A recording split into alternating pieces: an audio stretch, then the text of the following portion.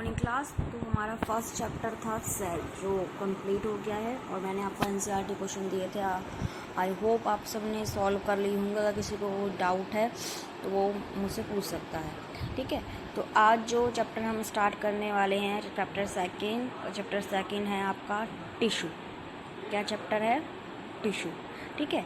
तो देखिए, मैंने आपको बताया था कि सेल्स के नंबर के बेसिस पे कि ऑर्गेनिज को आप क्लासीफाई कर सकते हो दो कैटेगरी में, यूनिसेलुलर ऑर्गेनिज और multicellular organisms. Unicellular organisms the organisms that is made up of only one type of the cell. Multicellular organisms the organisms that are made up of the more than one type of the cell. तो देखिए, जो multicellular organism हैं, जो multicellular organism है, ठीक है, multicellular organism के अंदर जो ऑर्गेनाइजेशन है, उसके लिए वर्ड यूज़ करते हैं level of organisation. Level of organisation, ठीक है। कि फर्स्ट लेवल क्या हो गया बेटा? Cellular level. कि सेलुलर लेवल अगर ओनली क्या प्रेजेंट है? सेल्स प्रेजेंट है, ठीक है। ओनली क्या प्रेजेंट है? सेल्स। कि बॉडी के अंदर ओनली क्या प्रेजेंट है? ओनली सेल्स प्रेजेंट है, ठीक है। दूसरा होता है टिश्यू लेवल।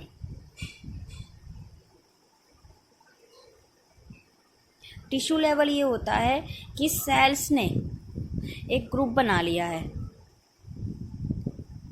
ठीक है। Cells form a group and that group of cells form the tissue, ठीक है। नेक्स्ट होता है organ level.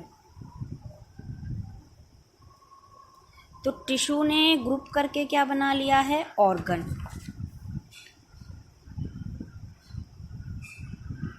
So the group of tissue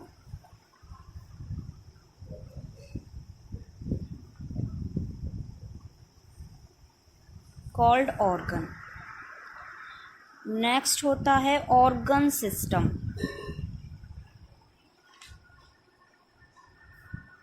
ठीक है, organ system group of organ together make an organ system. तो अगर आप यहाँ देखोगे ना, तो जितने भी टिश्यू होते हैं बॉडी में या मल्टीसेलुलर ऑर्गेनिज की बॉडी में, या तो सेलुलर लेवल हो सकते हैं कि बहुत सारी सेल्स प्रेजेंट है, या उन सेल्स ने अपने आप को क्या कर लिया है? ग्रुप में अरेंज कर लिया है, और ग्रुप ने क्या बना लिए हैं? टिश्यू। क्यों बना लिए हैं? क्योंकि मल्टीसेलुलर ऑर्गेनिज की बॉडी का जो वॉल्यूम है, थोड़ा साइज़ है, वो क्या हो जाएगा? बड़ा हो जाएगा, ठीक है। तो वहाँ पे वर्क करने की जो एफिशिएंसी है वो क्या हो जाए? फास्ट हो जाए। कि वर्क जो है बहुत अच्छी तरह से हो, और जो सेलुलर लेवल पे जो वर्क है बॉडी के अंदर, वो क्या हो जाए?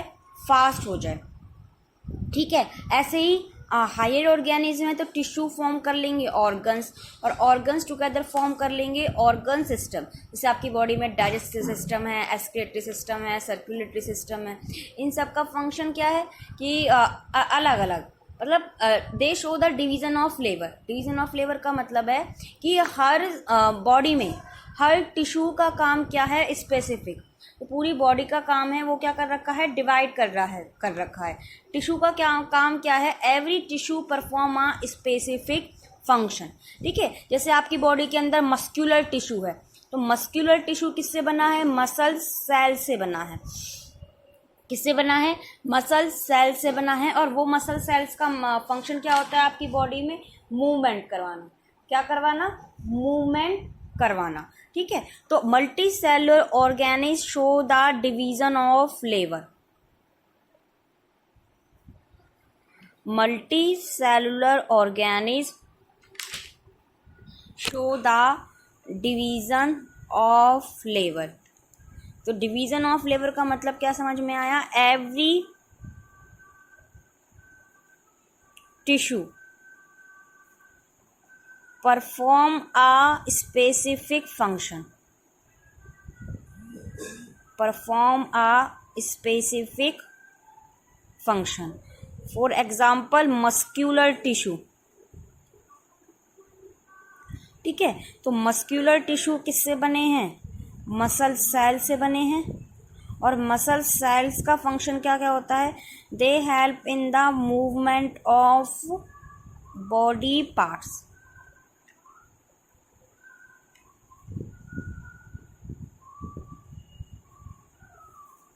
ठीक है। तो multicellular organisms show the division of labour.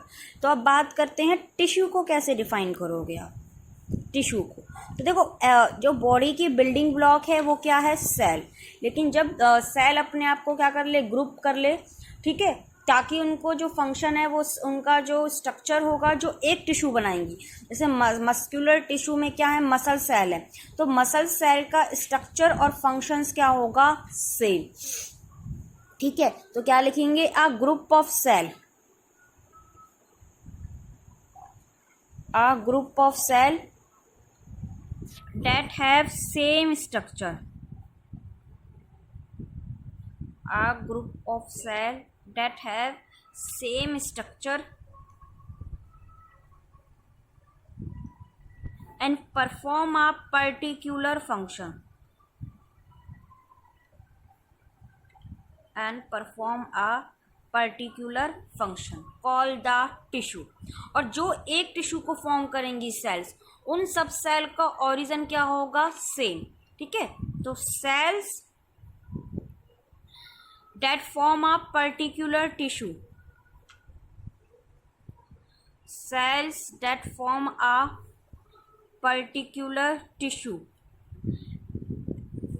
Having the same origin, उन सब का ओरिजिन भी क्या होगा? सेम होगा। ठीक है। तो स्टडी ऑफ टिश्यू, साइंस की जिस ब्रांच के अंदर हम ओनली टिश्यू की स्टडी करते हैं तो उसको कहते हैं histology. So the study of tissue it is known as the histology. जैसे study of the cell, the branch of science in which we study about the cell, it is known as the cytology. Same as the study of tissue is known as the histology. तो आपको पता है Organics कितने types के होते हैं? दो types के, एक होते हैं प्लांट्स और एक होते हैं एनिमल्स। ठीक है। तो टिश्यू को हम कितनी कैटेगरीज में डिवाइड कर सकते हैं? Plant tissue and animal tissue. ठीक है। तो मैं स्टार्टिंग करूंगी प्लांट टिश्यू से।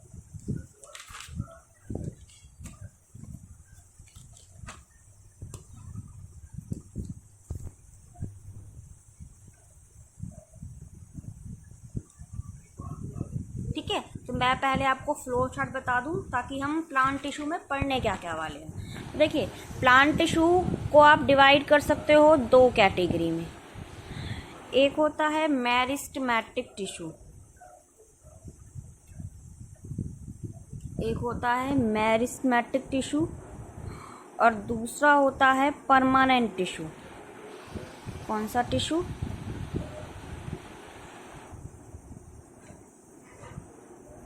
Permanent tissue. अब इस मेरिस्टेमेटिक टिश्यू को भी on the basis of the position on plant, the meristematic tissue can B divided into the three category. First is the apical meristem,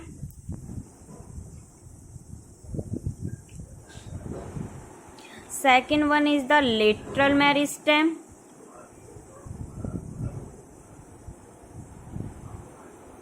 and third one is the intercalary meristem।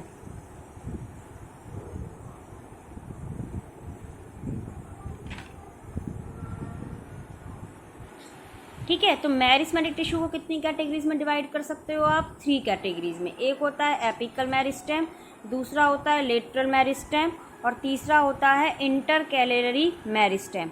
किसके basis पे हैं ये? On the basis of position, on the basis of position. ठीक है। अब आते हैं permanent tissue को। तो परमानेंट टिश्यू को भी आप डिवाइड कर सकते हो दो कैटेगरी में। एक होता है simple permanent tissue,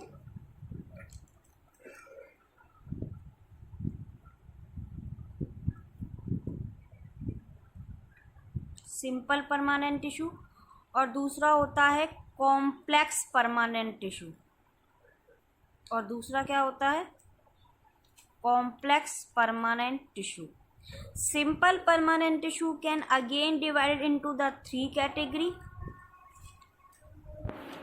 first one is the parenchyma, second one is the collenchyma, and third one is the sclerenchyma। ठीक है। Complex tissue are of 2 type. First one is the xylem and next one is the phloem। So this is all about the permanent tissue, plant tissue। Plant tissue can be divided into the 2 category, meristematic tissue, permanent tissue। Meristematic tissue is of 3 type: apical meristem, lateral meristem, intercalary meristem। Permanent tissue can be grouped into the 2 category: simple permanent tissue, complex permanent tissue। Simple permanent tissue can be of 3 type: parenchyma, collenchyma, sclerenchyma। And complex permanent tissue is of 2 type: xylem and phloem। तो हम starting करने वाले हैं किससे, meristematic tissue से। किससे start करने वाले हैं, मैरिस्मेटिक टिश्यू से। तो देखिए जो प्लांट की ग्रोथ होती है ना, वो कैसी होती है, अनलिमिटेड होती है।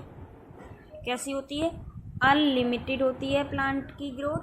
क्यों, क्योंकि जो प्लांट में स्पेशल टाइप्स की सेल होती हैं उसके लिए वर्ड यूज़ करते हैं मैरिस्मेटिक सेल्स। तो जब तक प्लांट की लाइफ है, जब तक प्लांट ग्रो कर रहा है, जब तक वो ग्रोथ हो रही है उस प्लांट में, तो वो उसकी लाइफ टाइम कंटिन्यूस होगी जब तक उसका लाइफ स्पैन है। ठीक है, कंटिन्यूस होगी। क्यों, क्योंकि उसमें कौन सी सेल प्रेजेंट है, meristematic sales.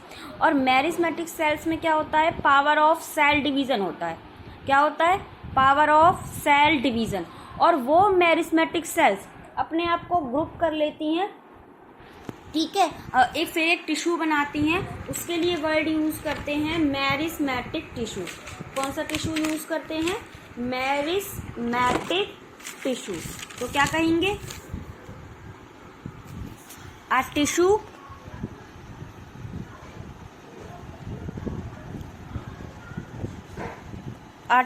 that is made up of a tissue that is made up of meristematic cell that have the power of cell division।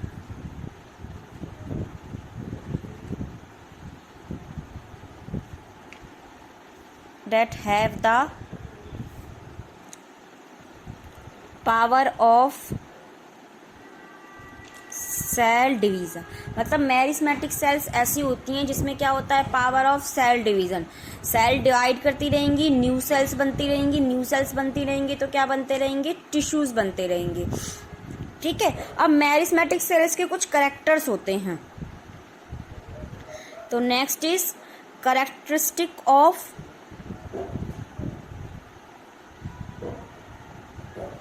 Meristematic tissue.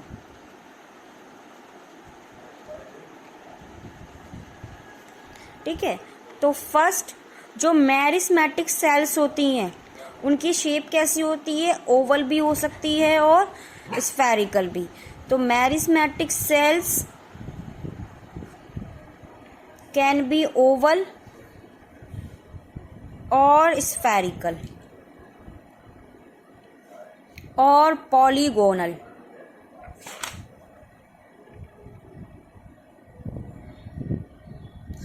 ठीक है, सेकंड, मैरिस्मेटिक सेल्स में कोई भी इंटरसेलुलर स्पेस नहीं होता। तो meristematic sales कैसे arrange होती हैं, compactly. Meristematic cells are compactly arrange, मतलब बिल्कुल टाइटली अरेंज होती हैं विदाउट इंटरसेलुलर स्पेस। तो दो सेल्स के बीच में जो स्पेस होता है उसके लिए क्या वर्ड यूज़ करते हैं, इंटरसेलुलर स्पेस। तो meristematic cells are the compactly arrange without intercellular space. Third, ठीक है, मेरिस्मेटिक सेल्स में एक लार्ज न्यूक्लियस होगा और बहुत ज़्यादा अमाउंट में क्या होगा, साइटोप्लाज्म। तो मेरिस्मेटिक सेल्स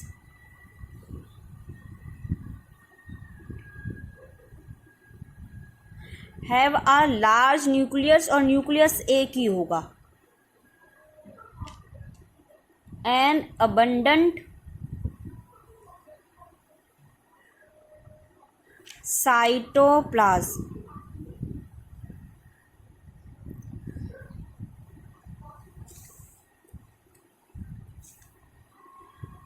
ठीक है, तो अगर आप स्ट्रक्चर वाइज देखो तो इस तरह से सेल्स होती हैं मेरिस्मेटिक्स, और आप देख सकते हो टाइटली अरेंज हैं, इनके बीच में कोई भी स्पेस नहीं है।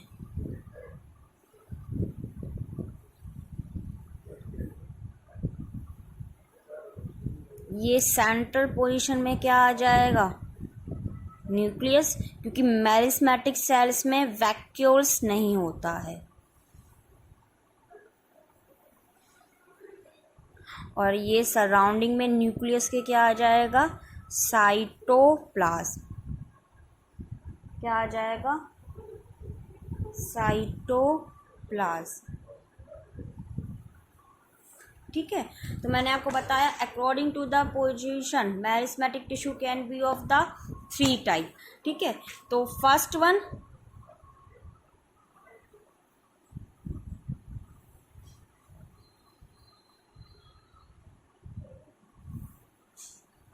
फर्स्ट वन होगा apical meristem.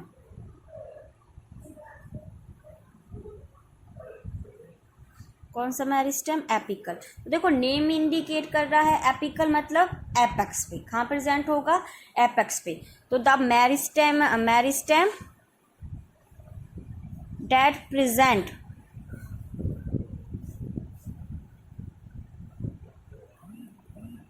On the shoot apex and root apex.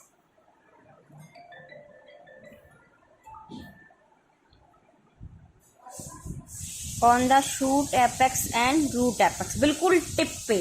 और किसमें ये ग्रोथ करता है, ये प्लांट्स की ग्रोथ में हेल्प करता है, ये हाइट बढ़ाने में। ठीक है, तो उसके लिए क्या वर्ड यूज करेंगे, एपिकल मेरिस्टेम। ठीक है, और किस में हेल्प करेगा, it help in increasing the height of plant.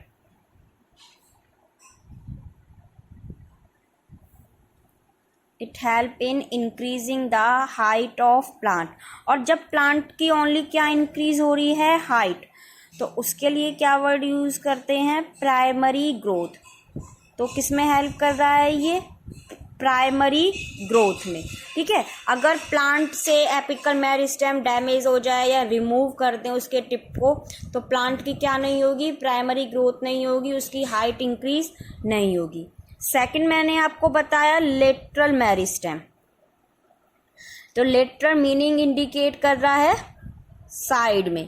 तो देखिए लेटरल मेरिस्टेम कहाँ प्रेजेंट होगा, it found in the vascular bundles.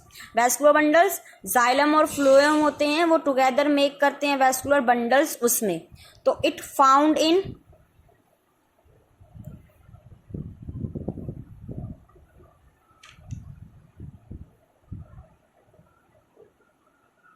Vascular bundle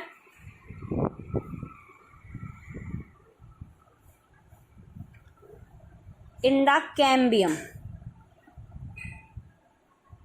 तो जाइलम और फ्लोएम के बीच में एक रिंग होती है, टिश्यू होता है, वो क्या होता है, कैम्बियम। ठीक है, और कहाँ प्रेजेंट होगा, it present beneath the bark. Bark जो पेड़ की छाल होती है, और कौन सा टिश्यू होता है, वो कॉर्क कैम्बियम। डिटेल में जितना आप आगे पढ़ोगे ना सब समझ में आएगा। अभी वैस्कुलर बंडल किससे बना है, जाइलम और फ्लोएम से बना है। जाइलम और फ्लोएम के बीच में एक मेरिस्टेम टिश्यू की एक लेयर होती है, उसके लिए वर्ड यूज करती है कैम्बियम, वहाँ प्रेजेंट होगा। जब प्लांट सेकेंडरी ग्रोथ करता है तो एक लेयर और बनती है, क्या होता है, कॉर्क कैम्बियम, वहाँ पे प्रेजेंट होगा। ये किस में हेल्प करेगा, it help in increasing the growth, it help in increasing the growth, growth मतलब चौड़ाई, उसका डायमीटर इंक्रीज कर देगा।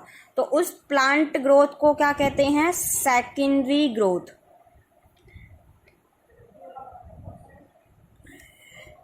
क्या कहते हैं, सेकेंडरी ग्रोथ। तो प्राइमरी ग्रोथ जब प्लांट की क्या इंक्रीज हो रही है, हाइट। सेकेंडरी ग्रोथ जब प्लांट का क्या इंक्रीज हो रही है, चौड़ाई, डायमीटर। ठीक है।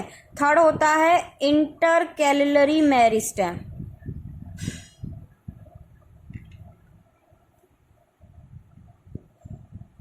देखो इंटरकैलरी, इंटर का मतलब होता है बीच में।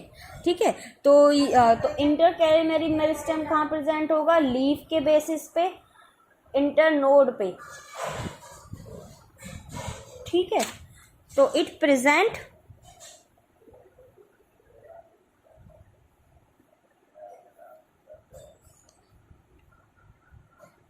At the base of leaf, node and internode. अब नोड और इंटरनोड क्या होती है, तो देखो आपने शुगर केन देखा होगा कि सपोज ये शुगर केन है और आप उसमें देखते हो ना ऐसे रिंग लाइक स्ट्रक्चर्स होते हैं। ठीक है।